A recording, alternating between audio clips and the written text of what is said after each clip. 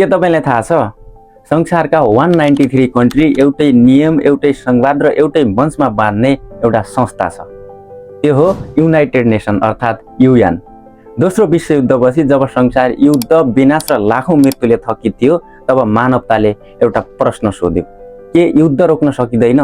यही प्रश्नबाट सन् 1945 मा युएन जन्मियो। यसको मुख्य उद्देश्य थियो युद्ध रोक्नु, शान्ति कायम गर्नु, मानव अधिकार जोगाउनु र देश देशबीच सहकार्य बढाउनु। युएनले युद्धग्रस्त देशमा शान्ति सेना पठाउँछ, भूकम्प, महामारी र भोकमरीमा मानवीय सहायता पुर्याउँछ, महिला, बालबालिका र शरणार्थीको अधिकारको आवाज उठाउँछ र शिक्षा, स्वास्थ्य तथा विकासमा विश्वलाई जोड्छ।